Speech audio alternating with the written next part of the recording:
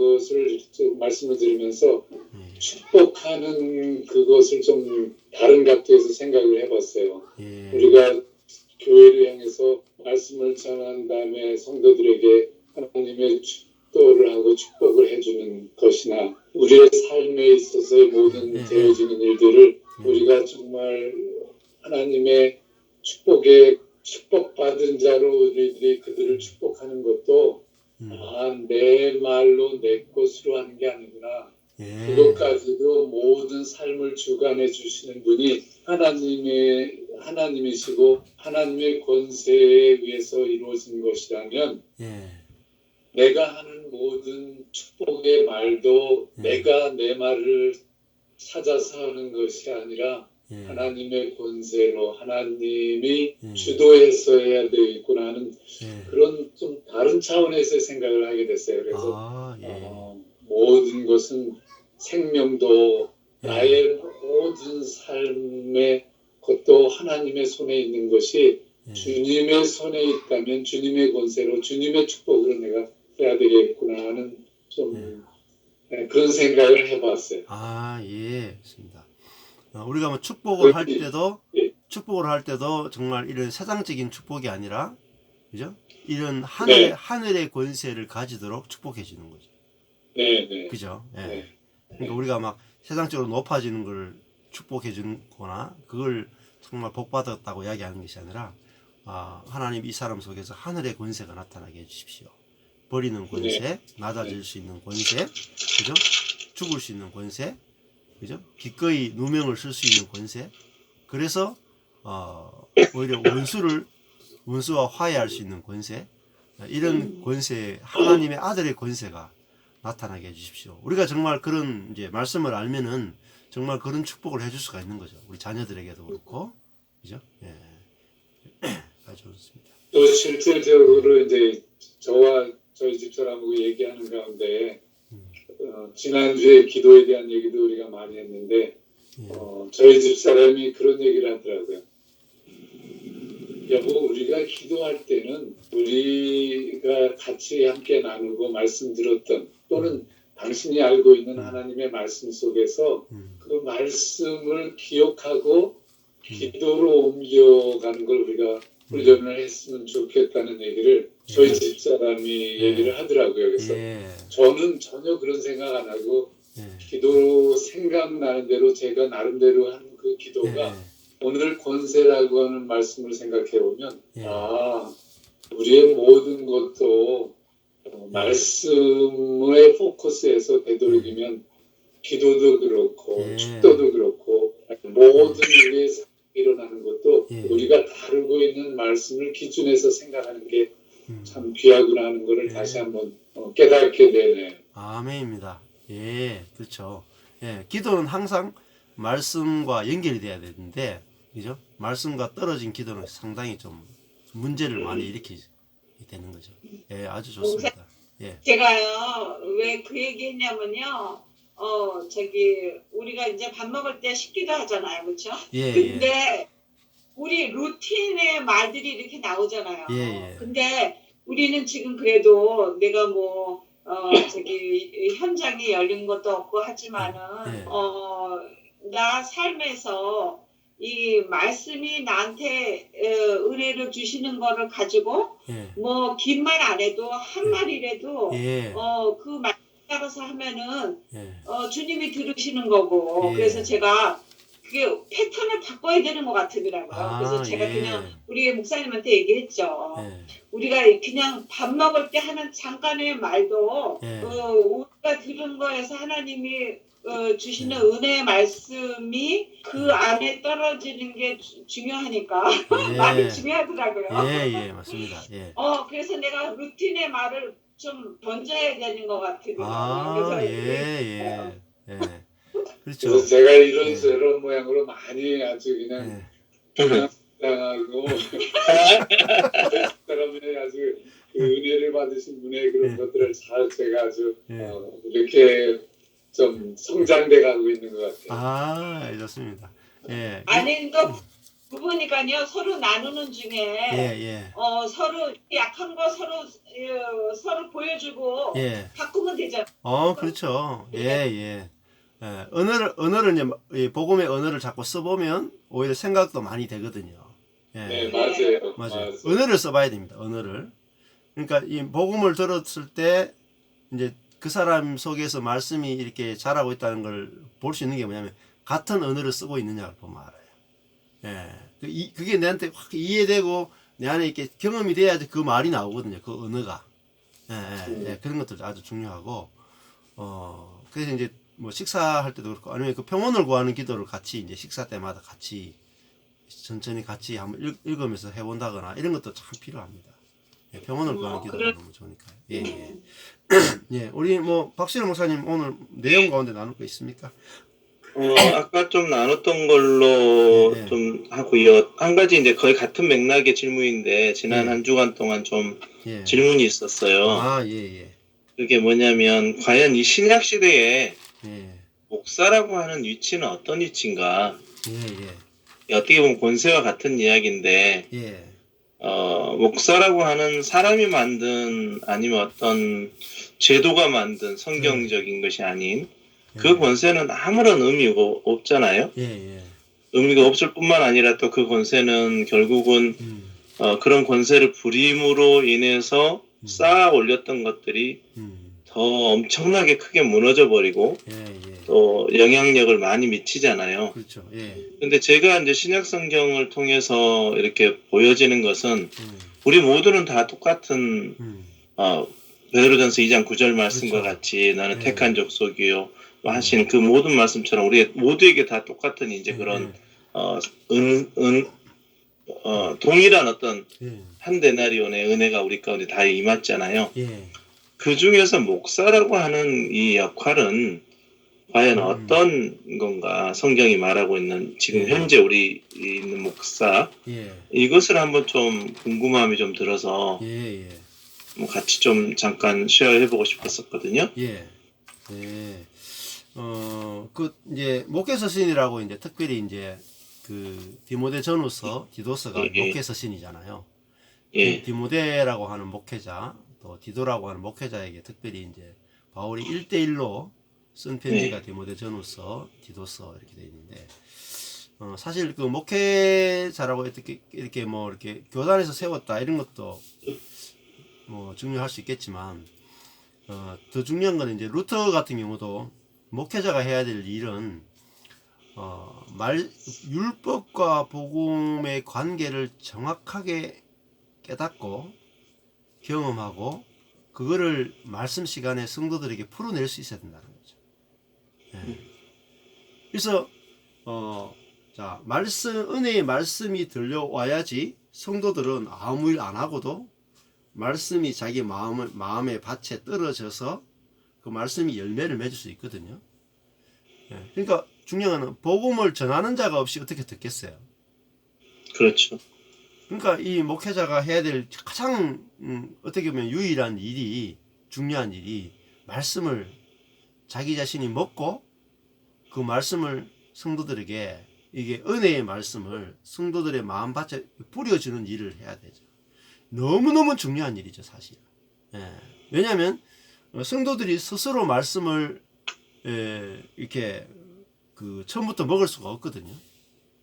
그러니까 누군가가 앞에서 내가 먼저 사실은 말씀을 받은 자잖아요. 그게 목회자죠. 먼저 말씀을 받은 자. 그러니까 이 은혜의 복음을 먼저 받은 자가 결국은 말씀을 심는 농부가 되는 거죠. 그래서 씨를 누군가가 계속 뿌려줘야 됩니다. 마음의 밭에. 너무너무 필요합니다. 그냥 혼자 그냥 복음을 깨달았다 하고 혼자 그냥 살아가는 게 그게 되는 게 아니라 교회가 세워져야 되고 교회가 건축돼야 되는데 그러려면은 이 말씀을 받아가지고 본문에서 성경 본문에서 은혜와 율법을 차이를 가려내서 거기다가 정확하게 복음의 진리를 드러내서 뿌려줄 수 있는 사람. 이 사람이 절대적으로 많이 필요합니다. 너무너무 많이 필요해요. 그래서 제가 지금 이제 이 성경 본문 가지고 푸는 이유도 그거예요. 교회 안에서 또 주변 사람들과의 관계 속에서 가정 안에서 이 그 율법과 복음의 관계를 정확하게 자기 속에서 갈라져 가지고 다른 사람에게 말씀의 씨앗을 막 뿌려낼 수 있는 사람, 그 사람을 길러내는 것이 정말 중요한 일이고 시급한 일이에요. 예. 그래서 그 목회자가 굉장히 중요하죠. 교회 안에 그 목회자가 이 말씀을 안 전하면 누가 전할 사람 누가 있겠습니까? 성도들은 받아먹는 입장이잖아요. 예. 그러니까 그런 면에서 목회자가 말씀을 그래서 이제 이 깨닫는 것이 그냥 하루 이틀이 되는 게 아니라 계속 누군가는 집중해서 말씀을 계속 그 말씀과 기도에 전념했다 그러잖아요. 사도들이 말씀과 기도에 전념했다. 그러니까 말씀과 하나님께 의존하는 데 집중했잖아요. 저도 뭐 이 말씀 전하는 일이 없으면 저도 뭐 돈 벌러 갈 거예요. 근데 이렇게 말씀을 들으려고 하는 분들이 있으니까 돈 버는 일보다는 제가 말씀을 전하는 일에 이제 집중을 하게 되는 거죠. 근데 이 일이 훨씬 더 중요하거든요. 돈 버는 일보다도. 비교할 수 없죠. 어떻게.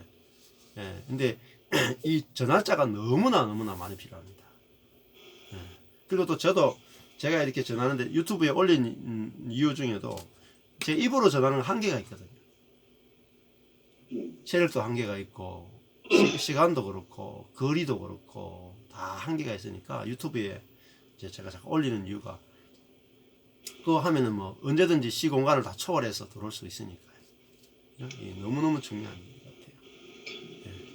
이게 이제 제도적인 측면에서 현대 목사들이 세워지는 이 제도적인 측면을 성경에서 그 목회서신적인 측면 말고 즉 말씀을 하는 거 말고 어떤 권세라고 하는 부분들이 교권주의 같은 이런 것들이 많이 그렇죠. 대표적으로 뭐 목사의 축복기도 이런 부분들이 굉장히 이제 그 한국에서는 그렇죠. 그 좀 오용돼 있잖아요. 그렇죠.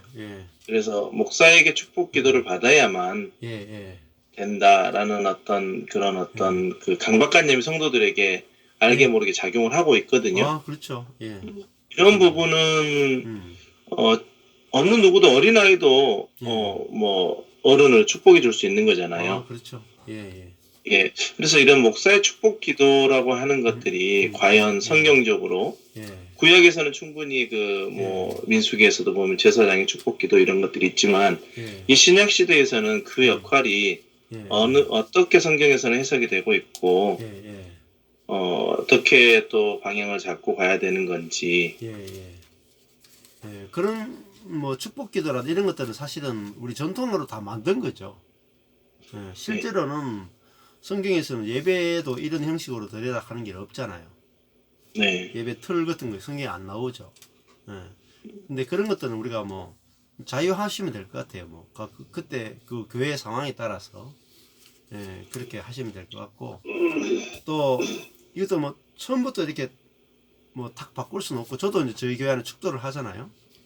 축도도 하고 이렇게 하는 이유도 그 성도들 가운데 아이고 그거 없습니까? 좀 예배 안 드린 것 같다 이런 이야기를 해가지고 저도 이제 하고 있는데 뭐 하느냐 안 하느냐 큰 차이는 없을 것 같아요. 중요한 거는 말씀을 듣고 그 말씀이 이제 그 우리 속에서 삶에서 실제가 돼 가지고 관계와 삶에서 실제가 돼가 나오는 게 예배잖아요. 그렇죠. 그러니까 진짜 예배가 뭔지를 자꾸 들려주면 그리고 성도들도 결국은 회의를 느끼고 있어요. 예배와 삶이 너무 괴리가 심하니까 성도들이 속에도 갈망이 내 삶이 예배가 됐으면 좋겠다라는 갈망들이 사실은 굉장히 크거든요. 그래서 이제 그 부분을 오히려 이제 터치를 해주면 이제 주일날 드리는 예배를 그렇게 너무 중요시 여기지 않고 그냥 주일 예배 시간에서 가장 중요한 부분은 말씀을 듣고 깨닫는 것이 사실은 가장 핵심 포인트다. 그것만 잡아주면 나머지는 이제 뭐 아주 자유롭게 하셔도 될 것 같아요. 근데 이제 결국은 아까 전에 우리가 권세라 하는 것이 목사의 권세는 말씀의 권세죠. 그렇죠. 루터도 말씀의 권세, 딴 게 아니고 말씀을 전했을 때 그 말씀이 그 교회 안에서 살아 있으면 그 말씀을 전하는 자도 권세가 살아 있게 되고 그 말씀이 죽으면은 말씀을 전하는 자의 권세도 없어지는 거예요. 그래서 말씀에 의해서 그 권세가 세워지는 것이 또 성경적이고 중요하겠죠. 예. 그리고 이제 그 본이 되는 거 결국은 그 이제 디모데전후서 보면은 네가 그 본이 되라 이야기를 많이 하죠. 성도들의 본이 되는 거. 고난의 본, 낮아짐의 본. 그러니까 예수 그리스도가 내한테 정확하게 본으로 보여져서 예수 그리스도가 가신 길을 나도 같이 가면서 나를 통해서 예수 그리스도를 보여주는 그 본의 역할이 중요하지 어떤 시스템이나 이런 것들은 사실은 그렇게 중요하지 않거든요. 예. 그래서 이제 그 생활 속에서나 또 관계 안에서 저도 처음에는 이제 그런 시스템이나 이런 것들 성도들이 의식을 많이 하다가 이제 지금 시간이 지나서 한 10년 이렇게 되니까 지금 성도들이 그런 거 신경 안 써요. 10년 되니까 이제 적응이 돼버리는 거예요. 성도들이 적응이 돼가지고 그것보다는 실제에 대한 갈망이 더 크죠. 예, 실제를 더 경험하고 싶은 갈망이 훨씬 더 크다고 볼 수 있어요. 이게 이제 본을 강조하다 보니까 실은 이제 목회자들의 본을 강조하다 보면 어떤 문제가 생기냐면 성도들이 일단 목사에게서 나타난 그 본만을 따라가거든요.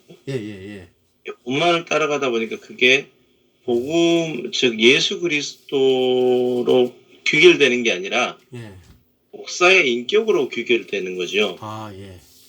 예. 그래서 본을 따른다. 이게 본받게 하려 하심이다. 이 말도 그때 우리 헬라어를 봤을 때 갖게 하다라는 뜻이었거든요. 그러니까 목회자들이 결국은 본을 따르게 하려고 하다 보면 율법적인 요소가 목회자들에게 있을 수밖에 없잖아요. 왜냐하면 본을 지켰느냐 안 지켰느냐인데 어떻게 보면 성도들에게 있어서 그러면 목사님은 예를 들어서 경건하냐 경건하지 않느냐 아니면 열심히 있느냐 열심히 없느냐 아니면 정말 목회에만 전념하느냐 그렇지 않느냐 이러한 쪽으로 해서 결국은 본을 보게 되는 거거든요. 그런 게 강조가 되다 보니까 결국은 이제 요즘 이제 이야기 나오는 게 우리 교회뿐만 아니라 이제 이 뉴욕에서 목사가 바뀌면 교회가 성도가 안 떠난다 이런 쪽 치우쳐 버리는 거예요. 그렇다면 목사가 바뀔 수 있다는 것 자체가 실은 굉장한 위험성이잖아요. 율법주의죠. 그러니까 결국은 그거를 본으로 지금 해석한다는 거예요. 사람들이 목사가 보이면 성도가 절대 교회를 안 떠난다. 이것은 예수가 빠져버린 거잖아요. 맞아요. 그러니까 이제 이 본이라고 하는 거 그래서 이제 요즘 좀 고민을 좀 해봤던 게 뭐 저는 거기에 뭐 모임에 참여하거나 그렇지는 않은데 글들을 이렇게 보면 너무 율법주의적으로 어떤 목사를 실은 목사의 권세를 세우고 싶어서 그러는 거거든요. 나 지킨다는 거거든요. 이게 새롭게 회장이 탄생하면 나는 그런 부분을 지켜. 그러니까 이거 지켜서 성도들을 교회 안으로 데려와야 돼. 지금 그 주장을 하는 거거든요. 결국은 딱 들여다보면. 결국은 그렇게 되다 보면 그러면 지키지 못하는 목회자들이 만약에 있다면 못 지킬 수밖에 없는 게 목회자들인데 경건하지 못하고 본을 보이지 못한 목회자들 때문에 예수가 가려져 버린다면 그건 굉장히 위험성이 크다는 거죠. 그러니까 이 본이란 말을 해석을 잘 하셔야 되는데 율법의 본이 있고 본이 있고 은혜의 본이 있겠죠. 그러니까 제가 말씀드린 거 은혜의 본이에요. 그렇죠. 근데 그것까지 생각을 못 한다는 거죠. 질문한 제 자신도 그렇고. 그러니까 이 율법의 본은 이제 자기가 율법을 지켜내는 본이고 은혜의 본은 우리가 율법을 지키지 못하는 자로서 내가 하나님 앞에서 모든 사람이 은혜로 말미암아 의롭게 되었다. 이거를 내가 받아들이고 경험하고 누리고 성도들과 나누는 본이죠. 그러니까 내 연약한 모습이 드러나도 괜찮은 거예요. 내 연약한 모습이 드러나도 우리 모두 사람은 그리스도의 의로 의롭게 된 자들이다. 그거를 이제 말씀을 통해서 설명해주고 또 거기서부터 자유로운 율법을 어겨서 넘어질 때도 내가 거기 죄책감에 들지 않고 부부가 싸움을 해도 거기에 대해서 부끄러워하지 않고 부부가 싸우냐 안 싸우느냐가 중요한 것이 아니라 그리스도의 의로 우리가 의롭게 된 것을 믿느냐 믿지 않느냐의 본을 보이는 거죠. 그래서 저도 성도들에게 완벽한 본을 안 보여줘요. 또 제 아내가 또 워낙 그 좀 이렇게 그 정직한 분이셔가지고 교회에서도 저하고 싸운 거 그대로 다 까발리거든요. 예. 또 제가 얼마나 못하는지도 다 까발려요, 아내가.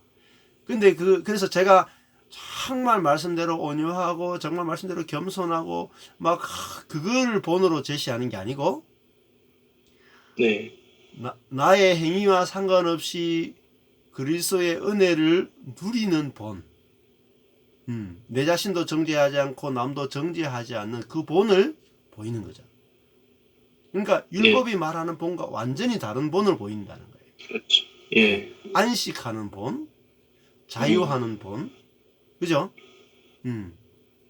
정죄하지 않는 본, 이런 것들을 보이고, 그리고 수치를 언제든지 드러낼 수 있는, 부끄러워하지 않는 본을 보이는 거죠. 그러니까 은혜의 본인 거죠. 충분히 그렇죠. 대답이 됐고요. 그런데 이제 대부분은 저 자신도 질문하면서도 그러면 일단 행위적인 본을 생각을 했고, 지금은 많이 좀 달라져 갔지만 여전히 본을 보인다라고 했을 때는 나의 외형적으로 나타나는 어떤 행위의 결과로 이렇게 규결되다 보니까 그렇죠. 거기에 대한 이제 생각들을 좀 많이 고민을 했던 것 같고요.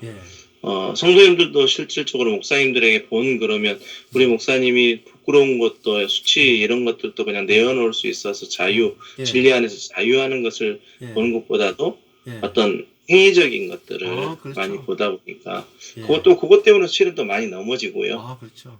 네. 그러니까 그래서 또 그런 고민을 좀 해보게 된 것 같아요. 맞아요. 내가 이제 뭐 약한 것을 그대로 드러내는 본. 그죠? 예수님이 자기의 약함을 드러내시잖아요, 십자가에서. 그 약함을 드러내고도 조금 더 부끄러워하지 않고 오히려 그 약함 때문에 하나님의 강하심을 의존하면서 자유한 본. 또 막 실패해도 그대로 다 드러내고 그것이 하나님께 끌려가는 삶이라고 이야기하면서 자유한 본. 그게 본이죠.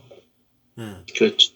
그러니까 성도들이 뭐 어떻게 해도 뭐 문제를 일으키거나 어떤 뭐 해도 그냥 그 모든 사람이 동일하게 하나님 앞에서 의롭게 되었다라고 선포하는 본, 이런 게 본이죠.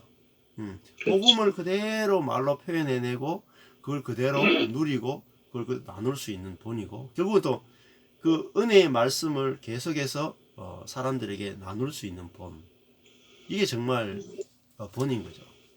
그러니까 우리가 율법적인 본과 이제 은혜가 말하는 본은 참 다른데, 결국은 옛 아담의 본이냐, 그렇죠. 예수 그리스도의 본. 예수 그리스도의 본이냐가, 예수 그리스도는 타락하기 전에 아담의 본인데, 타락하기 전에 아담은 루트가 표현하기를 완전한 사람이 아니라는 거예요.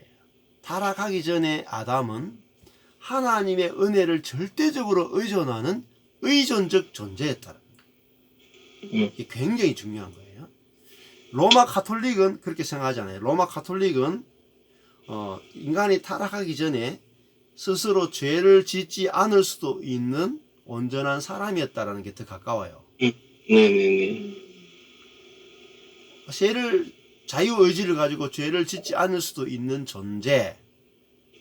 그게 타락 전의 아담이었는데, 타락함으로 말미암아 자유의지가 훼손되었다, 이렇게 해석해요. 근데 그게 지금 거의 개신교의 교리가 돼 있죠. 그렇죠. 근데 루터는 그렇게 해석하지 않는다니까요. 루터는 타락하기 전에 인간은 오히려 하나님의 은혜를 의존하지 않으면 안 되는 약한 존재, 그게 진짜 참 사람이라는 거죠. 예수 그리스도도 어떤 분으로 오시냐면 요 사람으로 오는 거예요. 하나님의 은혜를 의존하지 않으면 안 되는 약한 사람으로 이 땅에 오셨다. 그러니까 뭐가 없어요? 타락한 사람은 원죄, 하나님처럼 되어 있는 거예요. 자기 스스로 말씀을 다 지켜낼 수 있는 본이 바로 아담이에요.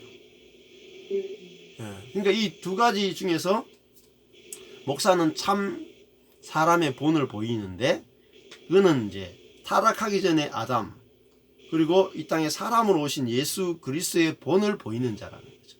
그 뭡니까? 벌거벗었으나 부끄러워하지 아니하는 본. 아멘. 또 약함으로 다스리고 약함으로 연합하는 본. 그죠? 예, 그 본을 보임으로 내가 성도들과 연합하는 본이죠. 내가 잘 보여가지고 이 사람과 나를 구별시켜가지고 나는 대단한 사람이고 너는 못한 사람이니까 따라와라 이런 본이 아니라 나와 너는 그리스도 안에서 동일하게 그리스도의 의를 전가받은 동일한 사람입니다. 너와 나는 존재적으로 똑같습니다 라는 것을 보여주는 본이죠. 그러니까 이건 본이 완전히 다릅니다. 본. 그러니까 성경에서 이야기하는 깊은 의미와 예. 세상의 관점에서 가지고 있던 그 의미가 따로 있는데 예, 예. 지금 세상의 의미가 교회 안에 들어와서 예. 성경적 의미로 해석이 돼버리고 있거든요. 그렇죠. 설교 가운데. 예. 예. 그러니까 본을 보입시다라고 하는 것은 목사님들이 강조하는 본 보입시다라는 것도 예. 우리가 그리스도인이니까 예. 우리는 이런 본을 보여야 됩니다. 예. 그래서 거기에서 잘한 어떤 그 좋은 선한 것들만 보이는 그런 본을 이제 강조를 하다 보니까 그게 많이 오염되어 있는 것 같아요. 예, 지금 그렇죠. 제 속에도 제 속에. 그러니까 이제 완전 다른 새로운 세계를 이게 부활의 세계거든요.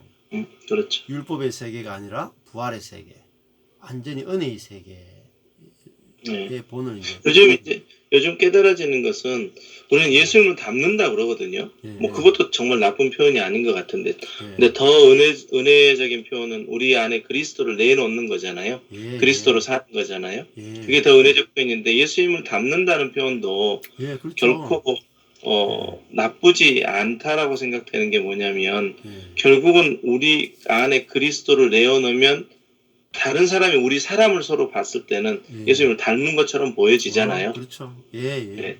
그런 표현들인데 그것을 그냥 닮는다 그러니까 세상에서 스승과 제자가 스승을 닮는 어떤 이 컨셉을 그렇죠.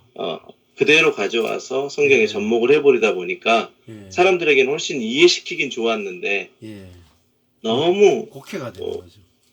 곡해가 돼가지고 그 이해만 시켰지 실질적으로 은혜의 깊이로 들어갈 수 있는 문 자체를 닫아버린 거죠. 맞습니다. 그러니까 도저히 너무너무 정확하게 알고 있는 분들에게는 이 은혜의 복음이 들어가기가 훨씬 더 팍팍한 거죠. 제가 처음에 그랬던 것처럼 제가 나름대로 개통 철학을 가지고 있다 보니까 그걸 깨트리기가 그렇게 어려웠던 거거든요. 그렇죠. 근데 목사님이 빨리 깨지신 겁니다. 어떻게 면에서는 엄청 빠르신 거예요. 우리 같은 목사님들하고 해보면은 같이 하는 목사님들이 훨씬 더 오래 걸립니다. 한 10년도 막 걸립니다. 근데 지금 저는 한국의 목회 어떤 배경이 실은 좀 없잖아요. 전혀. 그리고 또 목회라고 하는 게 성공이라는 개념 자체를 목회에 두지를 않았었거든요. 어떻게 보면. 근데 이제 워낙 열심히 있다 보니까 그게 그 열심이 당연한 것으로 생각했던 것들이 어떻게 보면 하나님 은혜죠. 정말 그 모든 것들이 이렇게 이끌어 주시는 게. 그래서 그때에 맞춰서 보게 하시고 또 환경도 그렇게 만들어 가셔서 이런 환경이 아니라면 얼마든지 빠져나가려고 발버둥 쳤겠죠. 정말 이런 환경들을 통해서 하나님이 가둬놓고 그 안에서 훈련을 이렇게 나를 이렇게 깨닫게 가시는 것 같아요. 듣게 하시는 것. 이게 깨닫게 하시는 것은 하나님 역할이고 듣게 하시는 것 같아요. 그게 갖춰놓고. 맞습니다. 어느 이제 코너로 몰지 않으면 우리는 안 듣거든요. 사방팔방으로 가지 하나님께서 이렇게 환경을 다 골목으로 몰아가야지 이제 우리가 듣게 되는 거겠죠. 그러니까 높아진 상태에서는 절대 들릴 수가 어떤 면에서든지 높아져 있어서는 들릴 수가 없는 것이 복음이구나. 그래서 하나님은 낮추시고 하나님은 때로 고난을 주시고 그 속에서 정말 이 복음의 소리를 듣는 사람이라면 그게 복이죠. 예, 아멘. 거기 그 고난 가운데 갔다가 예. 혼에 몰렸다가도 꿋꿋이 안 듣고 또 잘 빠져나온 사람들도 많죠. 예, 그러니까 그게 조상이 미꾸라지인 분들이 많으세요. 못 빠져나와야지 이제 이게 은혜 쪽으로 가는데 싹 어려우면 막 힘들어 하다가 또 싹 빠져나가거든요. 예. 근데 하나님도 참 힘드시죠. 예. 너무 잘 빠져나가니까. 예, 좋습니다. 네. 그러면 거기까지 하고 베드로전서 오늘